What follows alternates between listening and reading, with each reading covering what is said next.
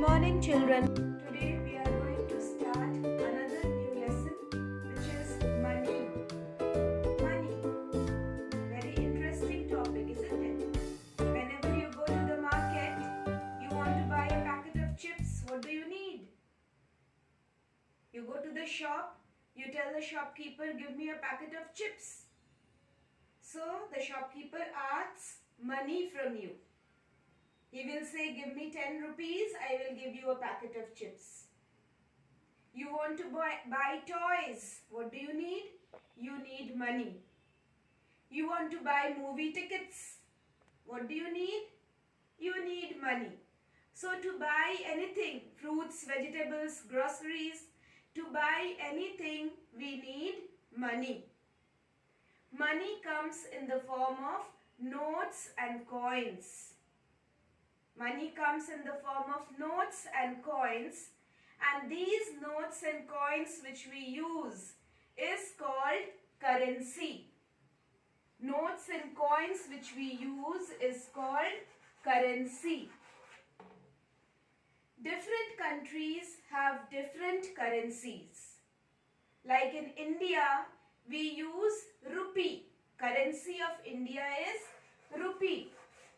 You will learn the spelling, children. It's R-U-P-E-E. Okay? So currency of India is rupee, and in short form, the symbol of rupee is like this. In Hindi, you write R, and then we cut from the center here. This is the symbol of rupee.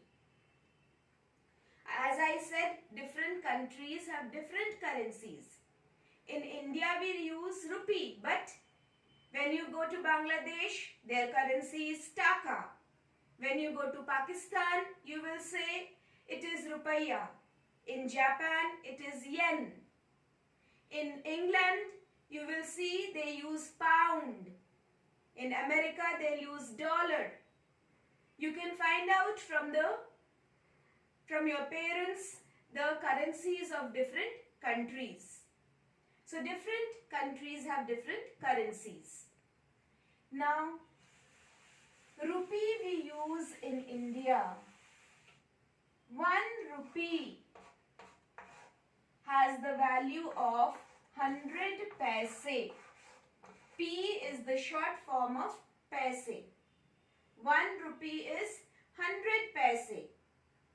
Earlier, we used to get 50 paise coins. A few years ago, 1 or 2 years ago, we used to get 50 paise coins, 25 paise coins. But paise coins we do not get now. In India, the lowest value of currency is a 1 rupee coin. And the highest value of Indian currency is a 2000 rupee note. 1 rupee coin is the lowest value of Indian currency, and a 2000 rupee note is the highest value of Indian currency. Is it clear?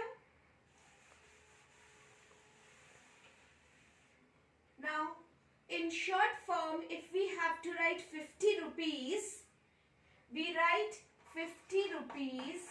This is in words. We have written in words 50 rupees. To write this in figure, in number, the rupee symbol comes first before the number. We write the rupee symbol, then we write 50. This is the way to write in figures. It is 50 rupees in words, in figures rupee symbol and 50.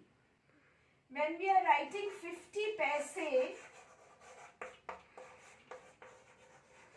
first we write the number 50, then we write small p in short form.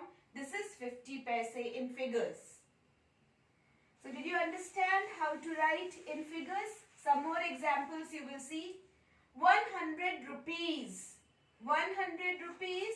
So first the symbol, then 100. This is in figure. 100 rupees.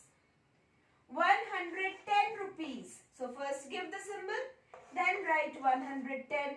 This is 110 rupees. When you have to write in words, see here, I have given the symbol of rupee, then written 25. So will you write rupee 25? No. It is 25 rupees. 25 rupees. So this is the difference. When you are writing in words, you will write the word, you will write the number in words, then write rupees. When you are writing in figures, first you will give the symbol, then you will write the number. Now how to add money? How to add different values?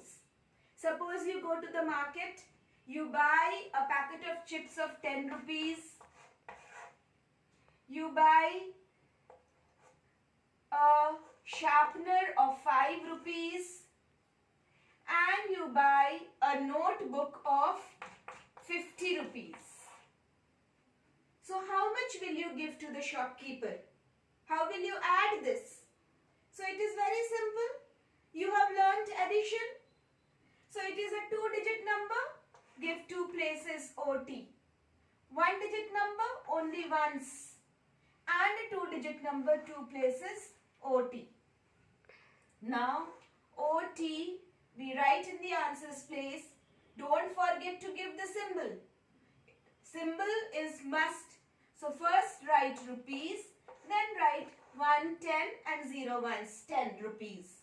5 rupees, that is in the place of ones, 5, and rupee symbol will come in the same column. Then 50 rupees, 5 tens and 0 ones. Give rupee symbol in the same column and then you add this. Ones place it is only 5. So 5. Tens place it is 5 and 1 more. So it is 6. And rupee symbol. So give rupee symbol in the answer also. So total we pay 65 rupees. Clear? In the same way we do subtraction also. As you do subtraction of numbers, same way you will do subtraction of money. Only thing to remember is to write the rupee symbol. Clear, children?